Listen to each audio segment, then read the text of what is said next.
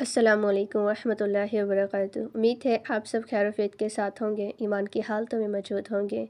آج ماہ شعبان المعظم کی 23 تاریخ ہے، جو کہ بہت ہی زیادہ بابرکت ہے۔ آج کے دن اگر آپ یہ عمل کر لیتے ہیں تو بے شک آپ کی جو زندگی ہے وہ سنور جائے گی۔ قرآن پاک کی وہ واحد صورت ہے جسے صرف ایک بار پڑھتے ہی اللہ پاک اس شخص کو اپنا دوست بنا لیتا ہے، اور جو اللہ پاک کا دوست بن جاتا ہے پھر وہ اللہ پاک سے کچھ بھی مانگتا ہے تو اللہ پاک اسے عطا کر دیتا ہے۔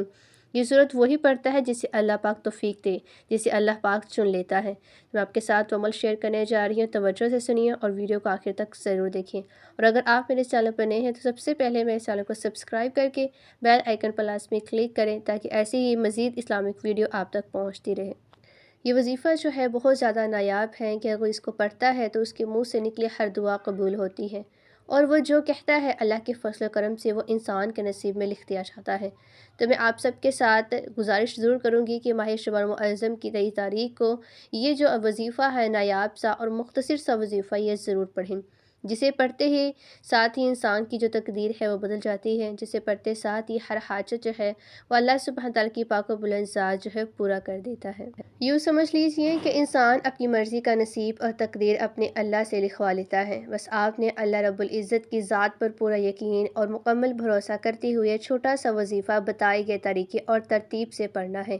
جس گھر میں بھی بے سکونی ہے، بے برکتی ختم ہونے کا نام نہیں لیتی، جو شخص بھی در در کی ٹھوکریں سے کھا کھا کے تنگ آ چکا ہے، اپنی پریشانیوں سے بار بار الجھتا رہتا ہے، اسے چاہیے کہ وہ یہ عمل جو ہے وہ مس نہ کرے اور اس عمل کو لازمی اپنی زندگی میں شامل کر لے، کیونکہ چند دنوں میں ہی، چند وقت میں ہی اس کی جو زندگی ہے وہ بدل جائے گی۔ جو انسان بھی اپنی زندگی سے ہار چکا ہے، نا امید ہو چکا ہے، جو شخص یہ کہتا ہے کہ میں تو وظائف بھی پڑھتا ہوں، محنت بھی کرتا ہوں، تسبیحات پڑھ پڑھ کر تھک چکا ہوں، لیکن مجھے تو آج تک کامیابی نہیں ملی، تو وہ شخص دنیا جہاں کی تمام کام کو چھوڑ کر ماہ شعبان المعظم کی 23 تاریخ کو اس عمل کو لازمی پڑھیں، اور پھر اپنی زندگی میں کامیابیوں کو آتا ہوا خود دیکھے گا۔ پھر وہ انسان جس کام میں بھی ہار ڈالے گا وہ فوراً پورا ہو جائے گا، جس چیز کی طرف دیکھے گا وہ اس کی ہو جائے گی۔ اس لیے انسان پر جب کوئی مصیبت آتی ہے، چاہے بیماری کی صورت میں ہو، ذہنی یا روحانی اذیت کی شکل میں ہو، کاروباری پریشانی ہو یا خاندانی لڑائی جھگڑوں کا دکھ اور صدمہ ہو، یاد رکھیں ہر قسم کی مصیبت انسان کے بعض اوقات اسی کے گناہوں کی وجہ سے آتی ہے۔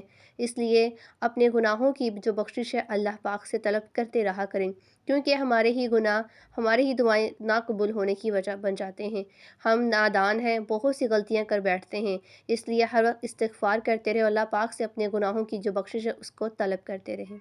یہ وظیفہ جو ہے وہ آپ کسی بھی نماز کے بعد پڑھ سکتے ہیں، اگر آپ گھر پر ہیں، کسی دکان پر ہیں، کہیں بھی آپ آفس میں اس عمل کو چلتے پھرتے آپ ایزیلی پڑھ سکتے ہیں۔ بہتر یہ ہے کہ آپ سکون سے، اطمینان سے، باوضو کی حالت میں یعنی کہ مصلی پر بیٹھ کر اس عمل کو کریں، خلوص کے ساتھ، عقیدت کے ساتھ، یقین، عاجزی، انکساری کے ساتھ۔ جس قدر یقین کامل کے ساتھ کریں گے آپ کے جو وظیفے ہوں گے ان میں طاقت آتی ہے، تاثیر آتی ہے، اور آپ کی جو دعا ہوتی ہے وہ مقبول ہونے کے درجے تک پہنچ جاتی ہے۔ یہ عمل جو ہے بہت مختصر اور آسان سا ہے، میں آپ کے ساتھ اس کا طریقہ کار شیئر کرنے جا رہی ہوں۔ اس عمل کو کرنے سے پہلے کامنٹ میں اللہ سبحانہ تعالیٰ کے خوبصورت ناموں میں سے کوئی ایک نام ضرور لکھیں۔ عمل جو ہے بہت آسان ہے، اس کو نوٹ کر لیجئے۔ عمل کچھ اس طرح سے آپ نے کرنا ہے کہ آپ نے باوضو ہو کر یقین کامل کے ساتھ اعوذ باللہ اور بسم اللہ کے ساتھ شروع کرنا ہے، تاکہ آپ کا جو عمل ہے اس میں برکت بھی رہے اور شیطان جو ہے وہ اس میں داخل نہ ہو سکیں۔ اور پھر آپ نے اللہ سبحانہ تعالیٰ کے پیارے محبوب نور مجسم صلی اللہ علیہ وآلہ وسلم پر درود پاک کو پڑھتے جانا ہے۔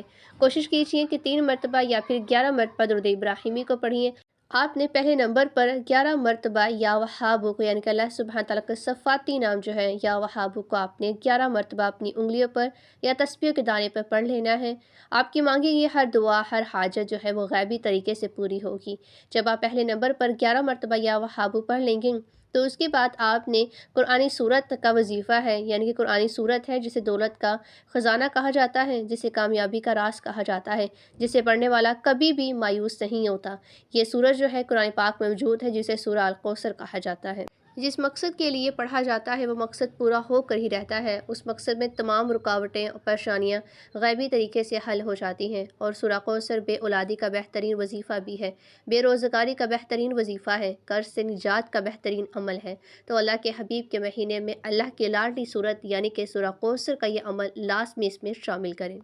پہلے نمبر پر آپ نے 11 مرتبہ یا وہابو کو پڑھنے کے بعد دوسرے نمبر پر قرآن پاک کی سورہ قوس اور کو 10 مرتبہ پڑھ لینا ہے۔ یہ 2 وظائف پڑھنے کے بعد اب آپ نے تیسرے نمبر پر جو آخری وظیفہ کرنا ہے، یہ انتہائی کمال کا وظیفہ ہے، انتہائی مستند اور مجرب وظیفہ ہے۔ یہ ایک قرآنی آیت ہے، یعنی کہ قرآنی سورت ہے۔ اس میں ایک آیت ہے جو کہ آپ اسکرین پر دیکھ رہے ہیں، قرآن پاک کی پہلی سورہ کی پہلی آیت، الحمدللہ رب العالمین۔ یہ آیت جو ہے آپ اپنے ہاتھوں کی انگلیوں پہ پڑھ سکتے ہیں اور آپ تسبیح کے دانوں پہ بھی پڑھ سکتے ہیں۔ آپ نے اس کے لفظوں پر، اس کے ترجمے پہ غور کرتے ہوئے کم از کم 11 مرتبہ پڑھ لینا ہے۔ اللہ والے فرماتے ہیں کہ اگر تو شکر کرتا ہے تو رب تیرے رزق میں، تیری دولت میں اضافہ کرتا ہے، یعنی کہ آپ کی پریشانیوں کو حل فرما دیتا ہے۔ جب ہم اللہ سبحانہ تعالیٰ کی ہر عطا کردہ چیز پر شکر ادا کرتے ہیں، ہم جب ہر حال میں شکر کرتے رہتے ہیں، تو اللہ کی ذات فرماتی ہے کہ میں اس بندے کو اور زیادہ نوازتا ہوں، کیونکہ میرا بندہ ہر حال میں میرا شکر ادا کرتا ہے۔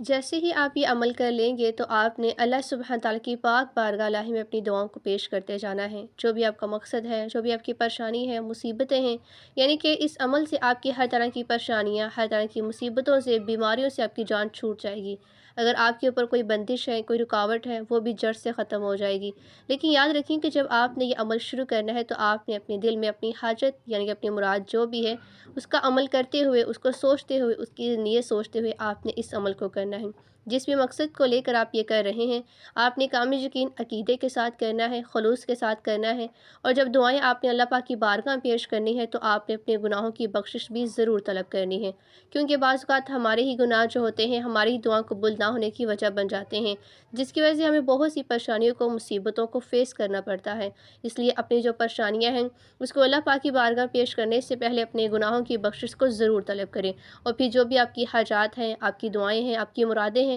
اللہ پاک کی بارگاہ میں پیش کریں اور اس سے مانگتے رہیں، کیونکہ اللہ پاک جو ہے اپنے بندوں کی دعاؤں کو رد نہیں فرماتا۔